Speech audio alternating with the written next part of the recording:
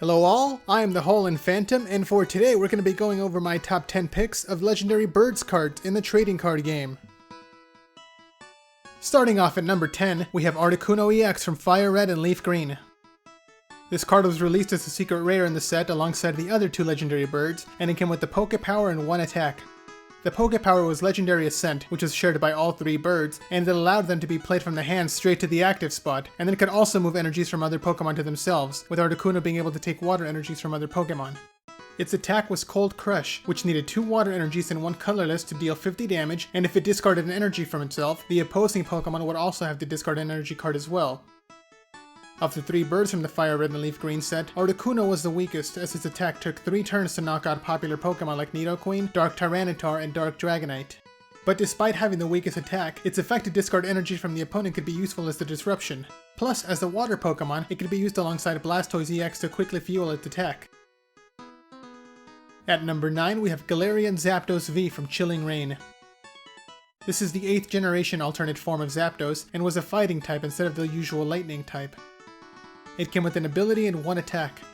The attack was Thunderous Kick, which needed 1 fighting energy and 3 colorless to hit for 170 damage, and had the effect that before it did damage, it would discard a special energy from the opposing Pokemon. Its ability was Fighting Instinct, which would reduce the cost of its attack by 1 colorless for each V Pokemon on the opponent's side. So if the opponent had at least 3 V Pokemon, Thunderous Kick would only need a single fighting energy, and it was a great ability to have because the format was so reliant on these big Pokemon. One of the most popular decks of the time was Eternatus VMAX, a Darkness-type Pokemon, and as a fighting type, Galarian Zapdos is the perfect counter to it because it could knock it out with a single energy card, as Eternatus relied so heavily on V Pokemon. Galarian Zapdos is not strong enough to carry its own deck, but it was consistently used as a counter to Darkness Pokemon and found a secure spot for itself in the competitive meta. At number 8, we have Moltres EX, the second bird from the Fire Red and Leaf Green set. This card was another secret rare released alongside the other 2 legendary birds. Like Articuno, it came with the Poke Power and a single attack. Its Poke Power was also Legendary Ascent, but it would move fire energies to itself upon being played. Its attack was Crushing Flames, which needed 2 fire energies and 1 colorless to hit for 60 damage, and if it discarded a fire energy, it would also confuse the opponent. Moltres EX was a good Pokemon with decent traits, though its weakness to water Pokemon made it a liability, as Ludicolo and Blastoise were popular Pokemon in the format and could easily one-hit KO Moltres. It didn't see much use in pure fire decks as they were not very popular in the era, though it did see use alongside Zapdos EX in a deck known as ZRE, which stood for Zapdos, Rayquaza, Electrode, and will be discussed later in this video, but Moltres was typically seen as a tech card and not a primary attacker. It could also be used alongside Blaziken, as its Fire Starter Poke Power could recycle fire energy from the discard pile, giving Moltres some energy acceleration. At number 7, we have Articuno from Roaring Skies. This was one of 2 Articuno cards released in the same set, though this one was the better of the 2 because of its Ancient Trait, a special feature of the era that gave certain Pokemon extra abilities, with Articuno receiving the trait Delta Plus, which allowed Articuno to take an extra prize whenever it knocked out a Pokemon. This ancient trait gave Articuno the ability to end games more quickly by taking prizes faster than the opponent. It came with 2 attacks, the first being Chilling Sigh, which needed a single water energy to put the opponent to sleep, and its second attack was Tri-Edge, which needed 2 water energies and 1 colorless to hit for a base 20 damage, and would then flip 3 coins and hit for 40 more damage for each heads. So this attack could potentially hit for 140 damage, but also just as likely could only hit for 20. The random chance of this card's attack prevented it from seeing much play, though it did see use against the popular Night March deck, as that deck's main attackers were all 1-prize Pokemon, so Articuno's attack could enable faster victories against Night March.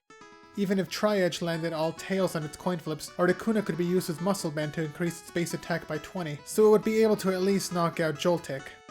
Articuno was mostly teched into Blastoise and Keldeo decks in the format, and even won the 2015 World Championships in that deck. At number 6, we have Moltres from Fossil. This was the original Moltres card released in the early sets of the game, and it came with 2 attacks. The first was Wildfire, which needed 1 fire energy to then discard as many fire energies as the player would like from Moltres, and then discard that same number of cards from the top of the opponent's deck. The second attack was Dive Bomb, which needed 4 fire energies to hit for 80 damage, but only if it landed heads on a coin flip, otherwise it did nothing. Moltres' second attack was next to useless in the format, as energy removal cards made it difficult to get 4 energies on a Pokemon, and there was no acceleration for fire Pokemon at all in the early format. Though with the introduction of the second generation of Pokemon, Moltres could be used as Typhlosion to recycle fire energy. Of its two attacks, it was the first attack that made Moltres so useful, as it fit in well with Stall decks. Stall decks didn't typically deal out a lot of damage, and instead focus on soaking up the damage with Mr. Mime and Chansey until the opponent decked out, and Moltres' Wildfire made it possible for the opponent to run out of cards faster. Because it was constantly discarding its own energy, it worked perfectly with Scoop Up and Pokemon Center, as their effects would have to discard energies anyway, so Moltres would be getting healed with no downside. At number 5, we have Articuno from Fossil. This was another original legendary bird card, and like Moltres, it came with two attacks. The first attack was Freeze Dry, which needed 3 water energies to deal 30 damage and could potentially paralyze the opponent by getting heads on a coin flip. The second attack was Blizzard, which needed 4 water energies to deal 50 damage and had the added effect that it could hit bench Pokemon based on the result of a coin flip. If it landed heads, it would damage the opponent's bench Pokemon for 10 damage each, and if it landed tails, it would hit its own teammates instead for the same amount. Blizzard was a risky move, which is why it was better to alternate between the two attacks, hitting with Freeze Dry first to try to paralyze the opponent, and then knocking them out with Blizzard. On its own, Articuno wasn't very noteworthy because its attacks were too costly, as energy removal and super energy removal would be able to discard its energies before it got a chance to attack. But thanks to the support of Blastoise, this card was a strong Pokemon that could stand against other big basics like Hitmonchan, Electabuzz, and Scyther, as Blastoise could power up its attacks in a single turn with Rain Dance. Its lack of weakness and its resistance to fighting Pokemon made it a perfect partner for Blastoise, as it would take neutral damage from Electabuzz and reduce damage from Hitmonchan, both of whom were seen as some of the best attackers in the format. At number 4, we have all 3 birds together from Hidden Fates. Wait, no, not that one. There we go. Moltres, Zapdos, and Articuno GX, a tag team Pokemon that featured all 3 legendary birds together as colorless types. They came with 2 attacks, the first being Trinity Burn, which needed 1 each of Fire, Lightning, Water, and colorless energies to hit for 210 damage. The second attack was Sky Legends GX, which needed a single colorless energy to shuffle itself back into the deck, but if it had an additional Fire, Water, and Lightning energies also attached, it would also hit 3 of the opponent's Pokemon for 110 damage each. The 3 birds dealt good damage, but their varied energy requirements made them difficult to use, though they did see some use in the format. They were typically seen alongside Victini, which could accelerate 2 different energy cards with its Victory Sign attack, or with another tag team Pokemon, Arceus, Dialga, and Palkia, as their ultimate Ray attack could accelerate 3 energies from the deck, letting Moltres, Zapdos, and Articuno be powered up quickly. This card saw some use in the format, but quickly dropped in popularity after the release of powerful V Pokemon, as Zacian V became Arceus, Dialga, and Palkia's preferred partner. At number 3, we have Galarian Moltres V from Chilling Reign. This is the alternate form of Moltres introduced in the 8th generation and was a Darkness type. It came with an ability and 1 attack. The attack was Aura Burn, which needed 2 Darkness energies and 1 colorless to hit for 190 damage while dealing 30 damage to itself. And the ability was Dire Flame Wings, which could only be used once per turn to attach a Darkness energy from the discard pile to itself. This ability made it very valuable as it was constantly being able to recycle energy in a format full of crushing hammers that discarded energy cards away. It was seen in Eternatus VMAX decks to be used as a bench sitter to fuel Eternatus attacks, and to recycle energy, which could then be moved around with Weavile GX's Shadow Connection ability. Though it could also function well as an attacker, as it dealt enough damage to one-hit KO common support Pokemon like Dedenne GX and Crobat V. Most recently, it was seen in a deck featuring Arceus, Dialga, and Palkia GX, as her Altered Creation GX attack increased the power of all attacks on its side by 30 for the rest of the game, giving Galarian Moltres more attack power, and it was used to counter the popular Shadow Rider Calyrex VMAX of the format. At number 2, we have Zapdos EX, the 3rd secret rare legendary bird from Fire Red and Leaf Green. Like its siblings, it came with a Poke Power and a single attack. The Poke Power was Legendary Ascent, same as the other 2, and it moved lightning energy onto Zapdos when it came into play. Its attack was Electron Crush, which needed 2 lightning energies and 1 colorless to hit for 50 damage, and if the player chose to discard an energy from Zapdos, its attack power would increase by 20, making it the strongest of the 3 birds in this set in terms of raw power. This card was part of a popular deck in the 2005 format alongside Electrode EX and Rayquaza EX.